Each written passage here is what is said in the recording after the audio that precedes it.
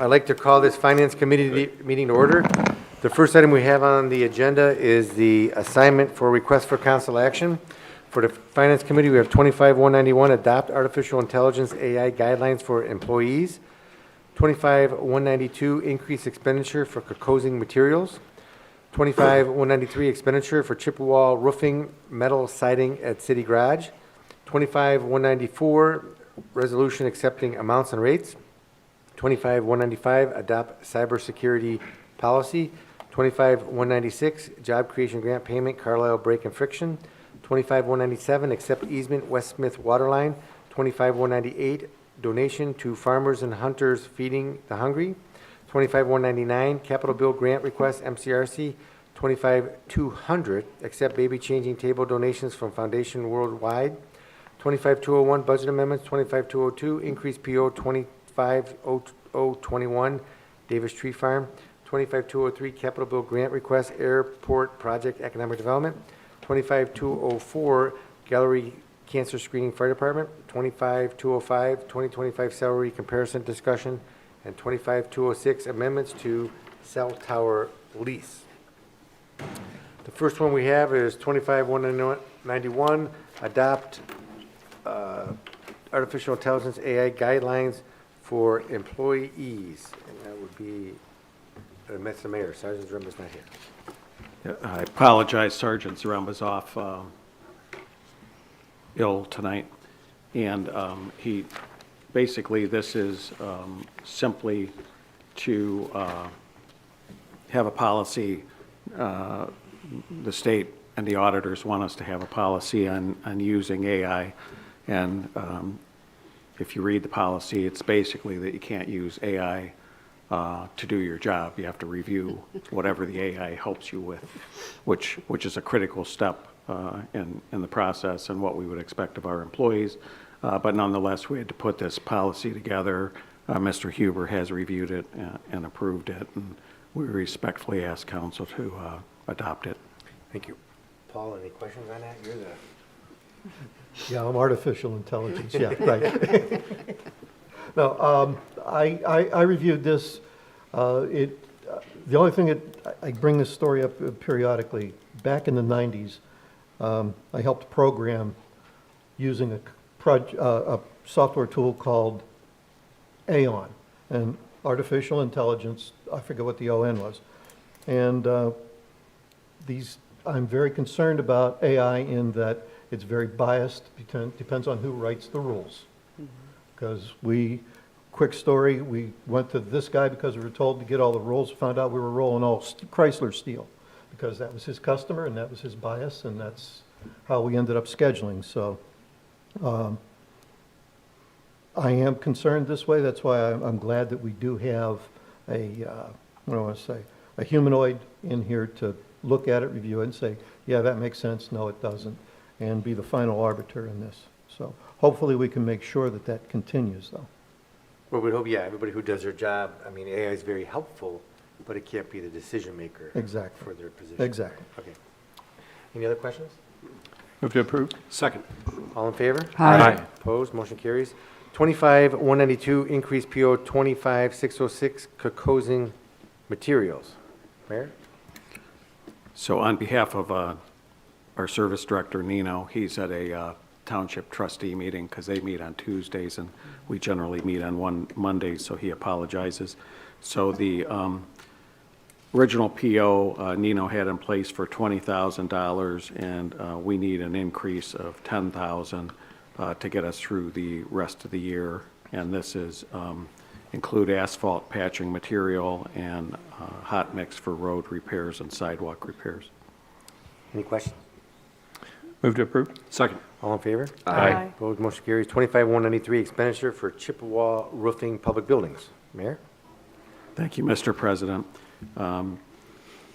This is the installation, requesting an increase for the installation of metal siding attached to the wood framing at the city garage, the roof metal edging at the new roofing edge, the removal and replacement of downspouts, as well as the capping off of existing windows and doors. It's going to be split between the public buildings budget and the street accounts, and the purchase order will be in the amount of $34,400 with Chippewa Roofing. Questions? Move to approve. Second. All in favor? Aye. Opposed, motion carries. 25-194, resolution accepting amounts and rates in the Budget Commission. Keith? Thank you, Mr. President. This is something we have to do annually to approve the tax levies. It has to be back to the auditor's office by October 31st, but I don't believe it needs an emergency clause because it's a resolution. The only thing I want to point out, and I don't normally do this, but just because there's been a lot of discussion of inside millage, if you look at the page that shows the amounts, our ambulance levy is projected to bring in, this is for next year, $1,826,900. That's the voted levy. The other property tax that we get is what's called inside millage. It's our share of that inside millage. The city expects to get $2,109,800 in the general fund, $1,116,200 in the police pension fund, for a total of $3,226,000. So when they talk about inside millage, you know that's the amount that they're talking about relative to the city of Medina, is about $3.2 million a year. Thank you. Any questions? Keith, I know the commissioners just sent out to every entity. Did you get a notice of what that would mean to Medina if they implement a couple of their changes or proposed ideas? I didn't get my understanding is that they would expand the homestead, although I don't know exactly by how much. I'm not sure if that was clear. If they did that, the homestead exemption as it works now, let me back up and explain that so everybody, I know you understand it, Jim, but so everybody understands that and is on the same page. The homestead exemption, the way it works is when we pass a levy, say the cost would be $1,000 to a particular homeowner. If they're eligible for that homestead exemption and it's say $200, that homeowner only pays $800 and then the state pays the other $200. So we still get, as the city, the $1,000 that was levied, but the homeowner only pays $800. As I understand what they're talking about, it would be to expand the homestead exemption, but without the reimbursement from the state. So yes, that would cost us money, although I don't know the exact extent to which they propose to do this, so I'm not sure how much money it would cost us. The state, the county would be able to give us that based on, because we can get from them what the homestead is, and we know that when we get the receipt. So we could say, okay, if they double it, it would cost us X. That's, I think, what they're talking about, but I think everything's kind of up in the air, so I don't have a firm proposal to really analyze. Yeah, are they allowed to do that if isn't it governed by their Ohio Revised Code? I mean, can they, since Well, we're charged they city? write the Ohio Revised Code, so I think they can change. I mean, I think that's what they're talking about. Well, I mean, when you say they, I mean, the state has to do that, but I mean. Yeah, Yeah, the there county, was a new the change county that came thing about. is not, let me clarify that. The county thing is not a proposal for the county to do it. It's something that they were like recommending to the state. Oh, I got you. And they had invited us to agree. My advice, I talked to the mayor about it and said, I don't think we should touch this. That's my view. I think it's something they're dealing with in the State House, and I don't think we should get involved, but that's me.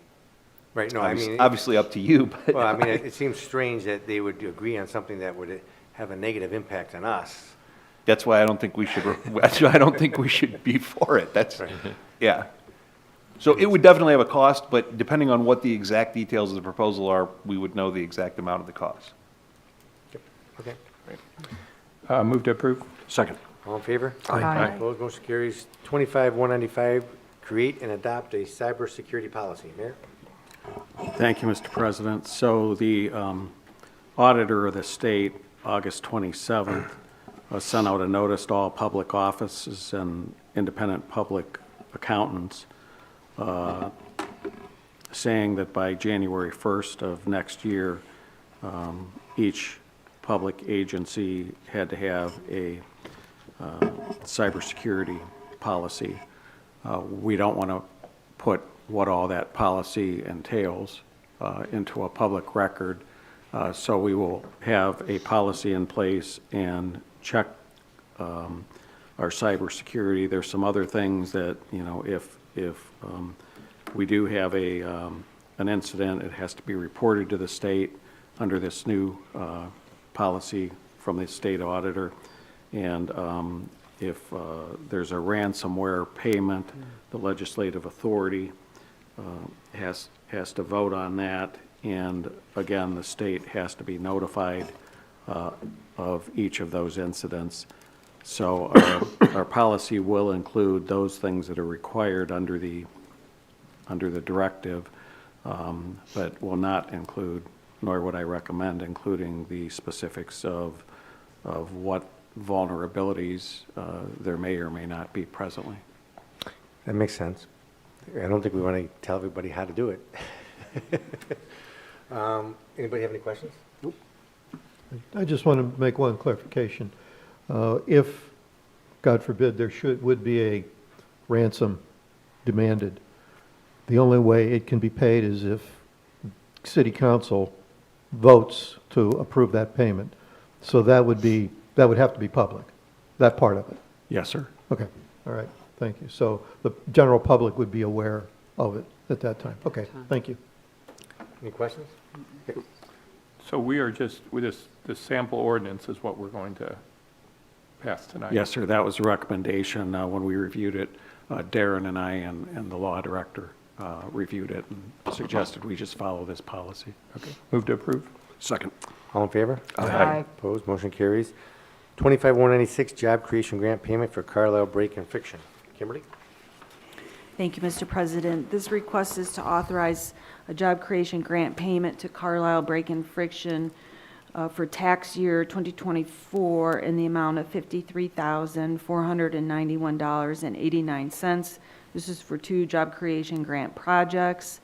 The first one, the grant amount is, so when you break these two down, it's $18,750.06 for the first grant, and the second grant is in the amount of $34,741.83.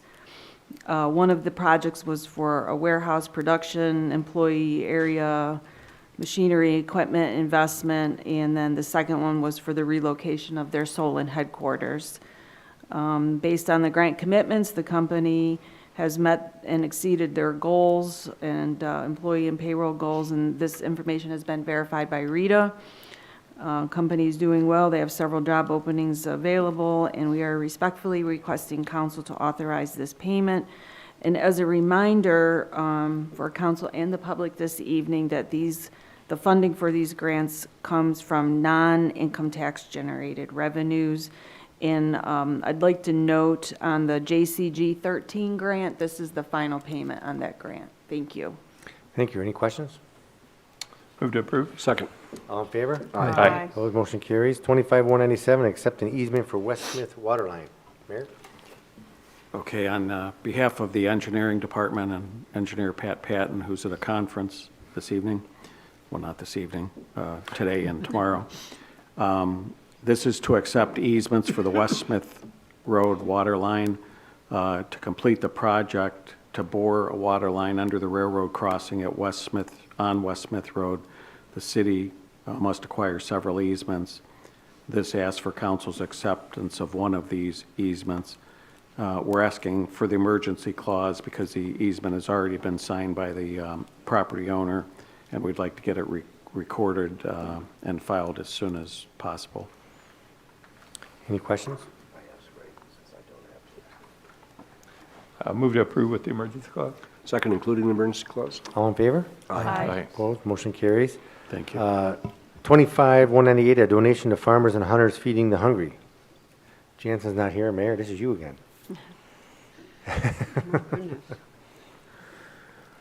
Jansen is at the school board talking about a capital project that we're looking at the rec center, so he did not intentionally skip the meeting.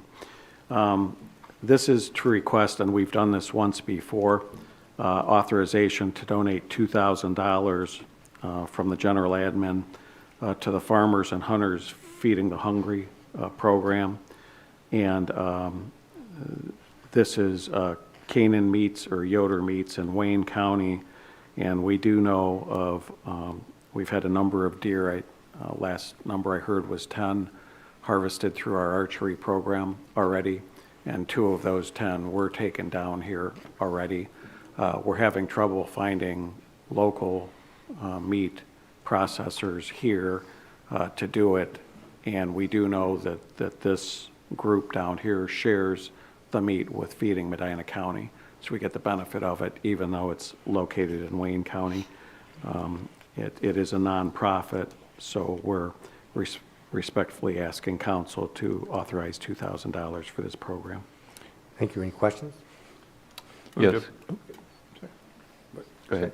No, I was going to make a motion. Oh, yeah, question. So the $2,000 kind of reserves our spot down there, or it's like a deposit for processing of these future deer harvests? It's a donation. It's not really, we're saying we're going to pay for X amount of deer. It's a donation to them, knowing they're processing the deer that are being harvested here as well as elsewhere, and some of those deer that are processed are coming back to feeding Medina County to be distributed to local families. All right, thank you. Did I miss anything, Jansen?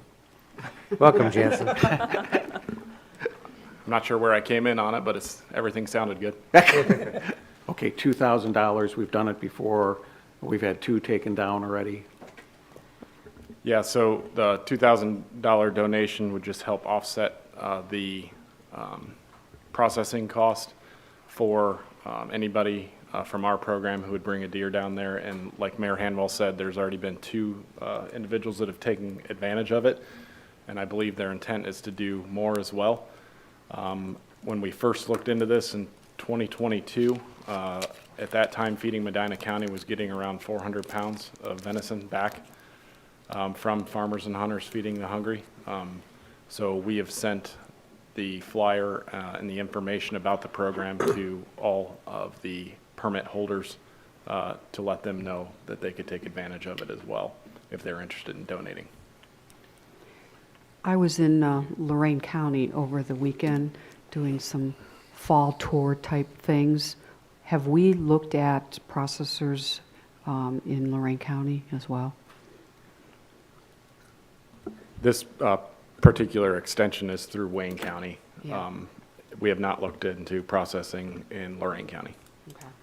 Is that something we can look into since we have so many deer and not enough processors around us? There, to my knowledge, when I talked with the coordinator from Wayne County, there has not been any issues with the processors that being overwhelmed or anything like that. Okay. With the 2 that they are using. I'm also not aware of any processors in Lorain, but I have the National Farmers and Hunters Feeding the Hungry contact info, so I could certainly look to see if there is another division out of Lorain, Okay. and if whether or not they would let us participate. Okay, thank you. Mr. President? The only thing I would add, and I believe the council would feel the same, that if we find somebody in Lorain County, we'd still want at least a portion of that meat to come back to Absolutely. Medina County. Right. Any other questions? Move to approve? Second. All in favor? Aye. Opposed, motion carries. 25-199, a capital bill grant request for the MCRC Turf Field House addition. Jansen. Thank you, Mr. President. This should be good because I just gave this presentation 5 minutes ago. As you're aware, we did the fitness room addition a few years ago, and we were able to get funding from a state capital bill.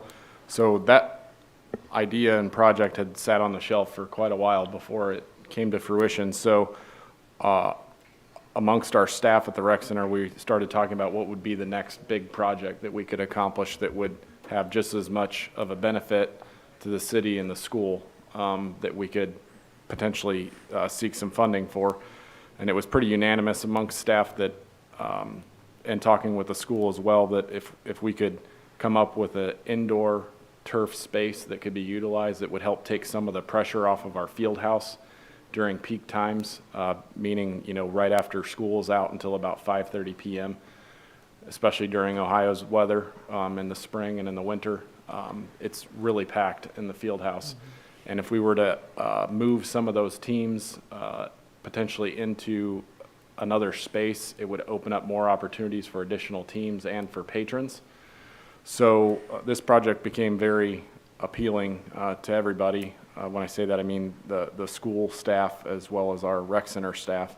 The design that was submitted with the request, if you had a chance to look at that, it has 2 methods of ingress and egress, one from the back of the building, so it could be utilized by the school without crossing over with our rec center patrons unless we absolutely had to. That entrance could also be used for third-party rentals, so that they could bring teams in and out that back door. The ingress and egress for our rec center patrons would be through our current fire escape doors. And by having an addition connected to the building, it enables us to utilize the other amenities that we have there, the locker rooms, the bathrooms, and would provide added benefit to the city to continue to grow our membership and expand our programming. Because now we would have a space for third-party rentals outside of the school's use, as well as to help with our programs. Our current database at the rec center, we have 15,000 youth from 17 and under that would benefit from this, along with a number of sports associations and over 665 student athletes at Medina High School. So that excludes the potential for expanding adult programming as well, and personal training and things that we just can't do in our current space because the area isn't designed for it, and is so crunched with different people using the field house. So this is kind of the next plan, and we've had some conversations with Sharon Ray and Mark Romanchuk and with the school board as well. Hopefully they will pass a resolution tonight supporting a grant application. Tentatively, we're hoping to illustrate that there's an educational component, so if we can get more than $1 million, that would be great. It's approximately 7,200 square feet. It's 90 by 83 feet of clear span with all concrete, no windows, so you can throw any type of ball and utilize the space. Although it's small, it's designed in a way to where the size doesn't really restrict what you can do as far as training goes. So the plan would be to hopefully secure a substantial amount of funding. I've talked with Christy, and we're prepared to do at least $500,000, obviously with your blessing and carry forward. We have a little over $2.2 million. Our revenues are really strong. Our locker room renovation essentially is completely paid for by the surplus that we're going to have at the end of the year this year, just based on the way things are trending. The rec center is a really busy place, and I think this would really set us apart from other facilities in the area by having all of this space connected. The remaining funds, we would look to private foundations. We have potential naming rights because it's a school building. There's some naming rights already in place, I believe at the Performing Arts Center. We think that we can illustrate, like I said, a community-wide benefit and be able to have some third-party funding opportunities to see this to completion. If we don't get awarded grant funding, it'll be a plan on the shelf. It'll be something that we can work for in the future. But we've contracted Fanning and Howie, the school's architect of record, and they say it can be done. So this was the next step, and it's the same path that we did with the fitness room addition. And what did you say the use division would be between the community recreation center and the schools? Like time, like out of 100%, how much would the rec center use it? How much would the schools use it? Yeah, so those are conversations we haven't had yet, but our current joint operating agreement outlines specific times. Our field house is typically around 3 o'clock to 5:30 in the evening, Monday through Friday.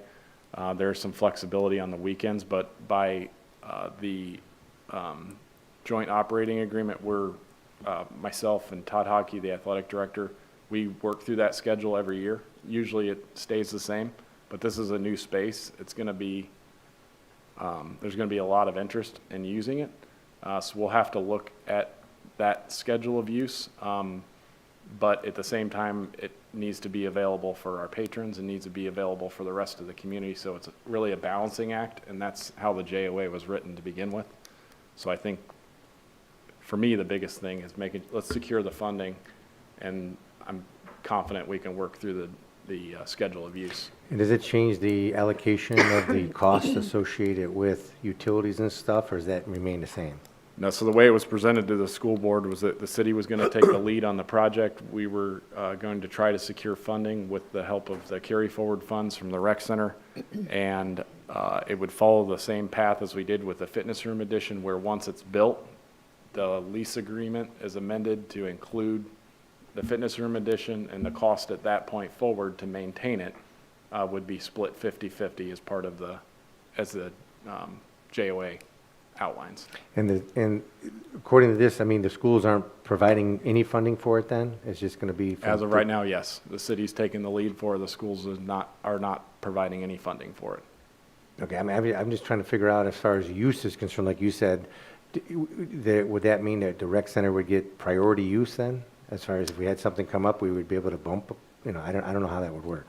Yeah, I think it would go back to the JOA. We would pick time, predetermined time. This is a new space, so we've had some thoughts about how this would be managed. And it would probably be something that's set up like in our rental software, where we can administratively 6 months in advance block out the JOA schedule of use for the schools. We can open up these blocks of time for third-party use, and then we can administratively book for when we have programs. Because we're planning 6 months in advance now, as far as programs go. So it's really kind of forecasting how you want the building to be used. But to your point, I see what you're saying, but I think the benefit, even though we're fronting all the money, it's a community-wide benefit, and it's one of those added perks of being a member, that space is available when it's not in use. So if, it's a Saturday night and we block out times for patrons only, you can go in there and do a variety of different sports. It's just another thing to diversify what the rec center has to offer.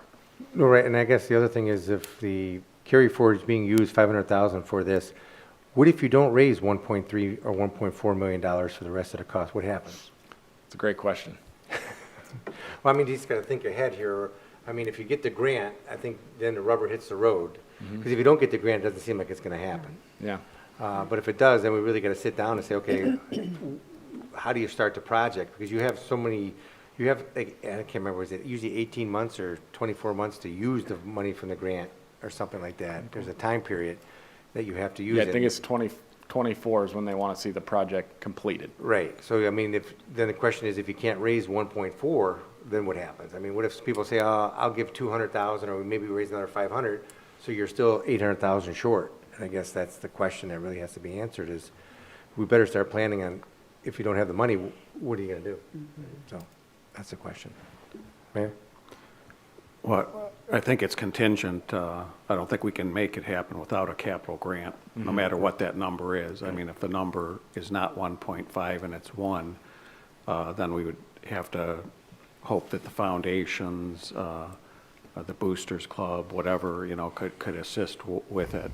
And out of fairness to the schools and the school board, I would offer that the land that this is being constructed on is being donated by the schools, much like we did with the pickleball courts down at AI Root. So I see that the school's contribution is the property that is not currently ours being used for this. Is that correct? Yeah. That the land outside is the schools? Yes. Right. Well, that's helpful for the use part of it, but I mean, still there's the capital cost of the construction, which is the issue. And you're correct, Mayor, if we only get $1 million, then we got to come up with 1.8 million. So I guess maybe we should start thinking about now, if we do get the grant, or there's a high likelihood that we will get the grant, how do we pay for the rest of it? I think we've probably got to start lining up the people or lining up ideas of how to get that done. Yeah, we can certainly explore some opportunities. I really think the benefit that the rec center has going right now is that we're doing really well, and we programs are driving our membership, and we're rolling over money, but we have to adapt and change. We can't just be the same. And we've seen the success happen because of the changes that we've made and the improvements that we've been doing. And this is just one other thing. I think if we get down to it and we have an exact dollar amount of what we need, we have 2.2. Do we want to spend it all? No. That's, we worked really hard to get that money. but we just have to evaluate, you know, something's gonna have to give if we're that close. And also did you say, when would we know if we got the grant? Do we know? Kimberly probably has better answer to that. I know the application needs to be in by the end of the year. So for timing, the legislators have asked for us to start putting our project information together. I know Senator Romanchuk wanted his district to submit by the end of this month. But then, once it gets down to Columbus, then they're going to start reviewing, because you have to remember, we're in competition with the whole state of Ohio. Everybody's putting in projects. And then goes through committees and different things, and they won't approve this until like April. So, but I do think that we need to have a pretty solid plan of how we're going to pay for that, because if you got to be able to tell them, look, we've got this much money. And I know we talked a little bit about maybe approaching Representative Ray when we met with her, mentioned checking with the MRDD, because she thought they might have some money to kick into that. So that would be, I think, the only caveat, like how they might look at this. I also think when I was talking to Senator Romanchuk about this, like, what's the most we could ask for? And $1 million is usually the max, because you have to remember, we're not their only constituents. They're going to have other projects.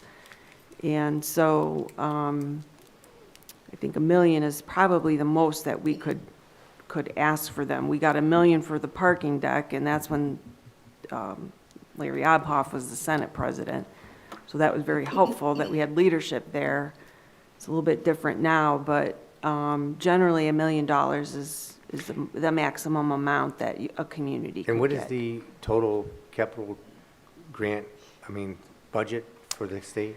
I don't know, and I called Representative Ray on the way back from Akron just to see if they're even having Capitol Bill, and she told me they haven't even started that conversation because they're debating different property tax issues right now, so they haven't really even gotten to the Capitol Bill. Okay. But she's still thinking that they're going to have something, but the money might be less. Okay.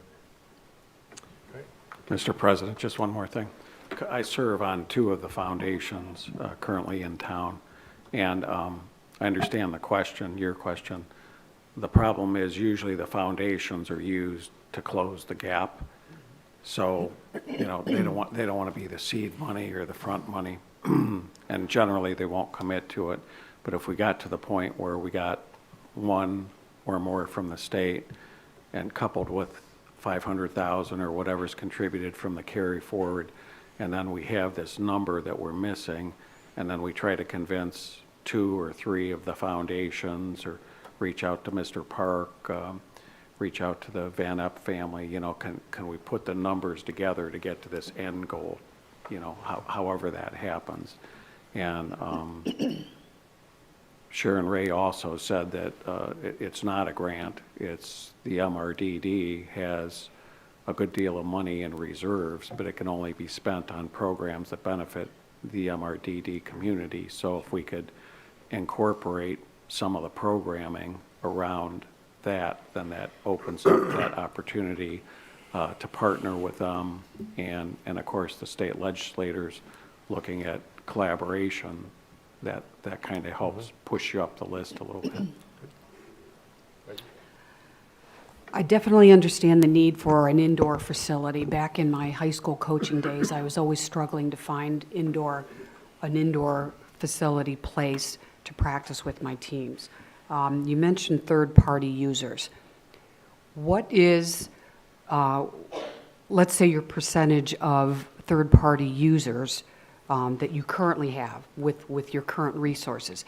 And my next question is, for those third-party users, I got to believe their time to be able to use the facilities is, all over the place? I mean, you're sliding them in when you're not using them, when the school isn't using them, right?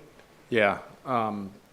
We've had different nonprofits utilize the rec center at different times. A lot of them right now are in school district buildings, Garfield Elementary being one of them. We have Medina Christian Academy that does baseball practices throughout late winter, early spring. We've had Medina Soccer Association in playing futsal on our courts. I think the opportunity for this space goes more towards the kids that are in rec programs. Baseball, for example, they have an off-site location for profit that they utilize. And a lot of these organizations do. But the kids in the rec program, they miss out on all of that because there's no space. There's not enough space. So I think it opens new doors that we don't have right now because the way the space is designed, it could be very beneficial. I know the Lacrosse Association uses Pinnacle. There's a lot of other facilities out there, but being able to have a space where we can further connect with these associations and have clinics that kind of ride on the back of them during training times, if you will, for the various sports, I think it just opens up a lot of different opportunities. The biggest thing that I see with this is, build it and the people will come. Sure. It's going to be highly sought after and it's going to be a real big pain to manage. Yeah, But that's I'm a good sure. thing. So for the rec leagues, the cost is nothing because it's going through the schools. For the nonprofits, what are they being charged, if anything, for that? And then these other third-party Yeah. users, obviously, there will be a charge for them to use the facility. Yes, we have like a facility rate right now for, nonprofits are not excluded out of our pricing. There's a little bit of a challenge there because nonprofits can use school space at no cost, but then if they come to the rec center, they have to pay. So it's a balance. Yeah. But this space will offer something that isn't, that you can't, It's different. you It's can't better. go in and play, hit softballs in a gymnasium with no worry at all. I know. And you can't play lacrosse in a gym and not worry about breaking bleachers and windows and things of that nature with real balls. Right, So I think it really it opens up a big door for opportunity. yeah. And I'm asking these questions because ironically, within the last couple weeks, I was approached for information if I knew of any place that somebody could utilize for indoor practices. Thank you. Any other questions? So we're going to vote on the grant, just to apply for the grant at this point in time. Move to approve. Second. All in favor? Aye. Opposed? Abstentions? Abstain? Motion carries. 25-200, accept baby changing table donation for the MCRC. Jansen? Thank you, Mr. President. After our last council meeting, we had approval to accept the donation from Foundations for an adult changing table. We're just completed our locker room renovations, and I'd asked the question, how old are our baby changing stations? And they're fairly old. So we reached out to Foundations to get a quote on purchasing new baby changing tables, and they just shipped them to us for no cost. So this was to accept the donation from Foundations for changing tables at the rec center as well. Questions? And this is the second time, Jansen, that they've donated, correct? Correct. Yeah. Move to approve? Second. All in favor? Aye. Opposed? Motion carries. 25-201, budget amendments. The first one we have is 2537, a donation. In the interest of time, Mr. President, they're all donations, so they're just pass-throughs if you want to take them together. Well, we'll vote on them separately, but, yeah. Move to approve? Second. All in favor? Aye. Opposed? Motion carries. 2538, donation. Move to approve? Second. All in favor? Aye. Opposed? Motion carries. And 2539, donation. Move to approve? Second. All in favor? Aye. Opposed? Motion carries. 25202, an increase of PO 250021 Davis Tree Farm for the Forestry Department. Jensen? Thank you, Mr. President. This is to increase our purchase order for Davis Tree Farm to allow us to purchase trees for our fall tree planting. Move to approve. Second. All in favor? Aye. Opposed, motion carries. 25203, capital bill request for the Medina Municipal Airport. Kimberly? Thank you, Mr. President. I put this on as a placeholder, since it is that time of year, and after looking at the project that I had in mind, which was the relocation of the driveway and curb cut, going off of Delta Consultants' capital improvement list, it's like a $3 million project. So that means we would have to ask for $1 million and council would have to come up with $2 million. I just think that's a stretch. So I think we could probably just pull this off of there. Now, I didn't get to verify with Patrick on those numbers, but Greg Huber and I were chatting about it, and we're kind of in shock that the driveway cost $3 million, but that's what's on the ACIP Capital Improvement Program list. So I think we're going to pull this one at this time. All right, thank you. 25204, the gallery cancer screening for the fire department. Chief? Thank you, Mr. President. This request is for the annual cancer screening program that we started last year. Council may remember that we initiated that program using a generous donation from the Park Foundation. We allocated that money, the balance of that donation, to repeat that again for this year. So we'll be using that donation to pay for it again this year. The request will also need to include authorization for the mayor to sign the contract, which has been reviewed and approved by the law director. Thank you. Questions? Move to approve. Second. All in favor? Aye. Opposed, motion carries. 25205, this is just a discussion on the 2025 salary comparison discussion. This came about, I had a meeting with Andrew and Kimberly and the mayor talking about the salaries of the community development director and the economic development director. And at the same time, I said, if we're going to get the information, let's get it on all the other department heads that we currently have if we're looking this over. And so everybody should have received from Kathy and Teresa. They received information from several communities, but not all of them, and provided some of the healthcare numbers, but not all of them, and the length of service. So kind of looking at this, I think we just want to reevaluate what the department heads are making. And years of service plays a bigger role in this, and through the time. And looking at what we have here, mainly looking at the community development director and economic development director, but I think to do justice, we need to look at everything. So I don't know if anybody had an opportunity to look at this.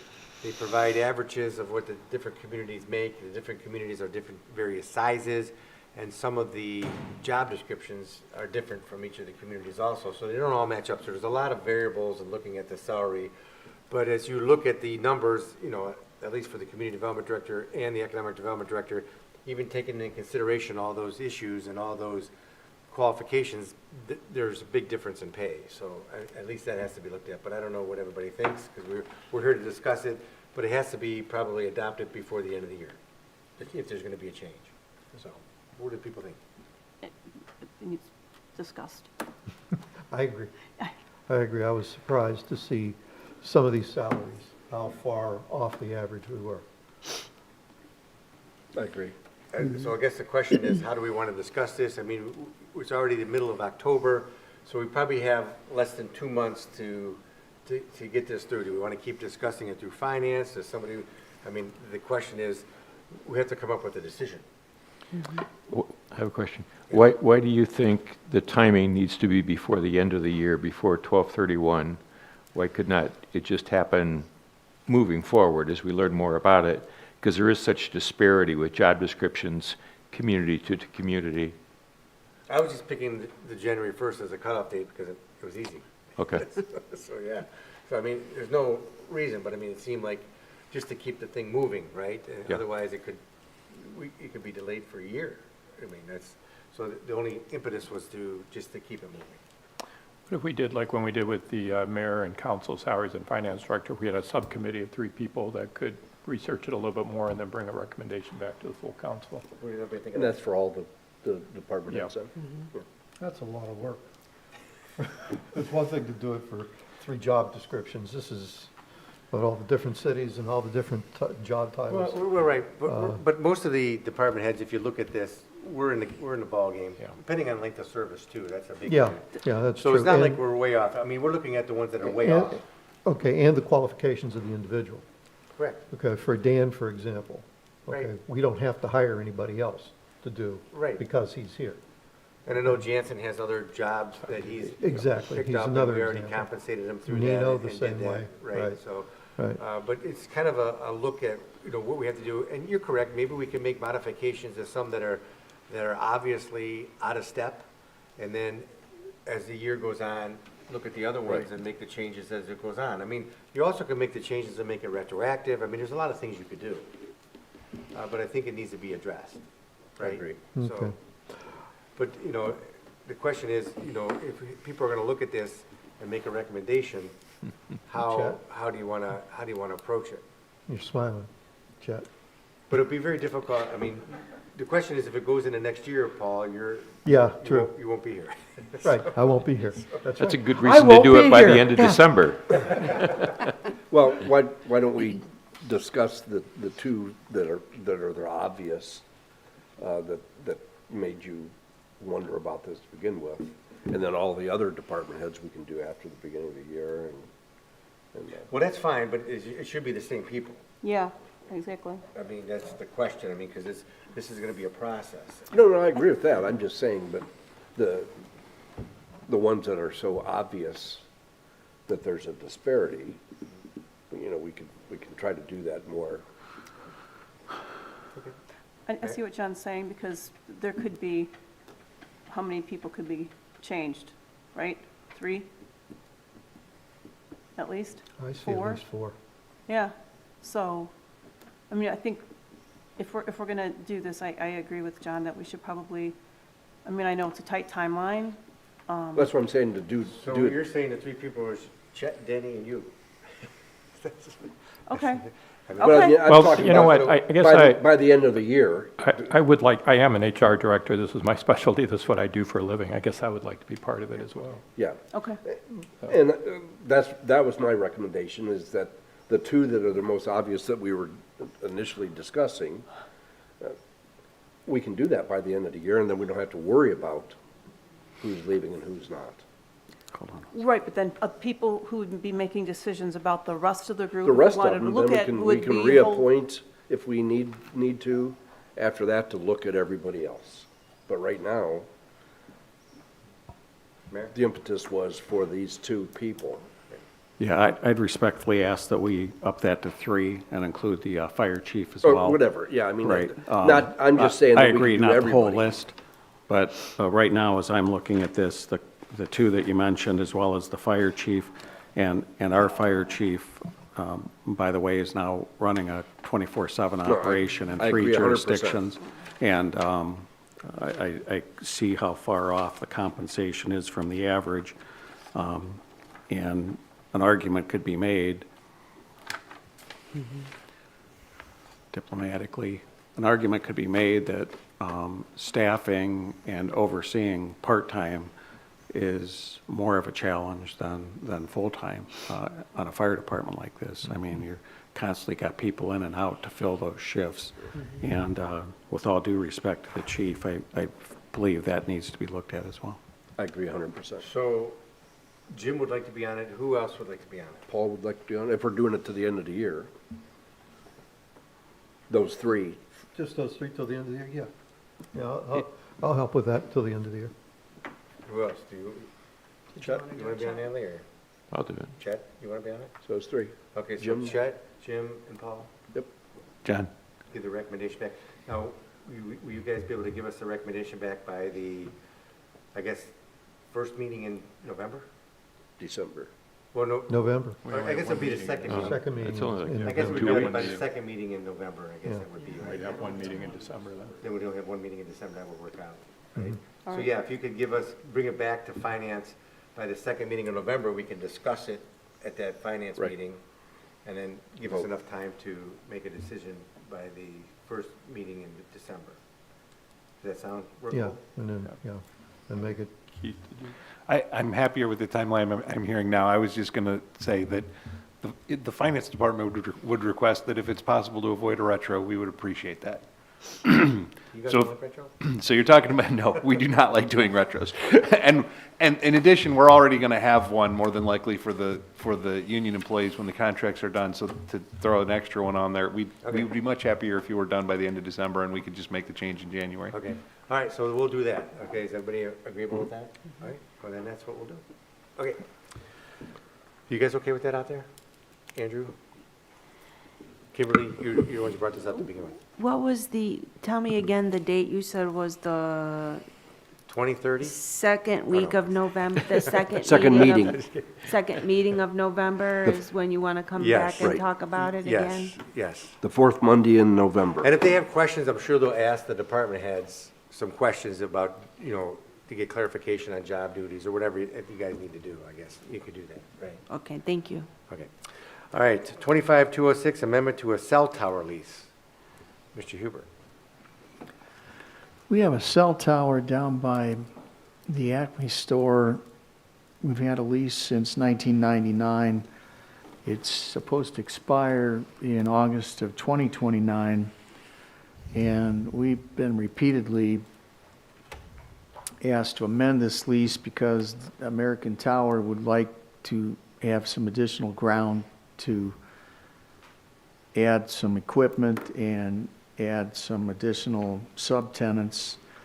And so normally there's a few lawyers in Northeast Ohio who negotiate with the cell tower companies. It's somewhat of a specialty because you need to know what's the going rate in different municipalities. And in this event, I asked Todd Hunt to do that because he does that kind of work pretty regularly. This lease that's attached and now before you amends the lease, and the changes are probably 8 total changes that are substantive. The first is that this lease extends 5-year options for the American Tower folks. We have ways to get out of that if we need to, but this amendment does allow additional 5-year options. We receive a $10,000 signing bonus. The rent increases from $1,422 to $2,200 a month. And rent under this negotiated agreement escalates annually by 4% instead of 3%. And we would be increasing the leased area to 1,200 square feet, which comports with what Patrick has thought to be reasonable for what we can do, and that accommodates American Tower's needs. Additionally, the city will receive 25% of the rent from any subtenants that American puts on, and the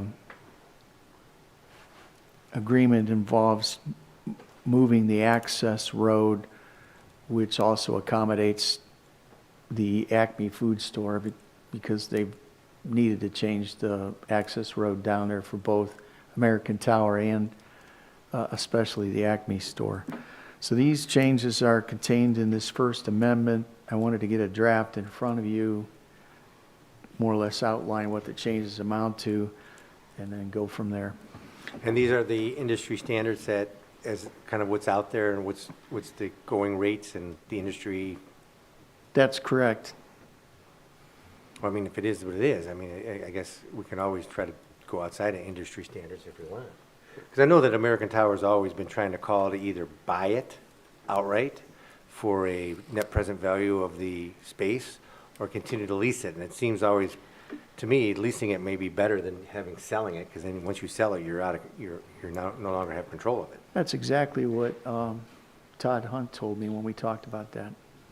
He's a great lawyer. He is a good lawyer. So, okay, I mean, it makes sense. So do you want us to try to take action on this tonight or think about it, or what are you trying to tell us? Well, I would recommend that we adopt it, because I think it's as good as we're going to get, and put it on for finance at the next meeting. I ask one question, Mr. Hewer. I didn't know if I heard you say, are they talking at all about making it higher? No. Okay, because I know with the schools, we went through this, and then the next thing I know, they came in, they went upward. So I don't know if we want to build something in there or ask that question. Well, let me verify that then. Okay. If that's what, were you dealing with American Tower? I think it was American Tower. Let me ask the question then. All right. 'Cause And then the neighbors who weren't thrilled about how it looked at its current height was even less thrilled when it became even taller. Right. But I think that's one of the ways they add more runners onto it then too. Well, they'll come back next finance meeting. Right. All right, Greg, let us know, and we'll put it back on the agenda for the next finance meeting. Okay, Kathy? All right, is there anything else to come before finance before we recess into executive session? Okay, if not, I'll make a motion at 6:56 PM to go into executive session for two purposes: to consider the purchase of property for a public purpose, if premature disclosure of information would give an unfair competitive bargaining advantage to a person whose personal private interest is adverse to the city's interest, and second, preparing for conducting or reviewing negotiations of bargaining sessions with public employees concerning their compensation and other terms and conditions of their employment, to include the mayor, the law director. Anybody else, Mayor? Right, Andrew. Andrew Dunn Jansen. and Jansen And Kimberly. I'm and sorry. Kimberly. 5 people joining us. Second. Clerk, please call the roll. Yes. Costello. Yes. Rose. Yes. Shields. Yes. Coin. Yes. Simpson. Yes. Hare. Yes. Simmons. Yes. Motion passes 7-0. We'll be recessing into executive session, discussing those items, as Mr. Shields mentioned, coming back to finance, adjourning from finance, taking no action of any item discussed in executive session. We are in recess.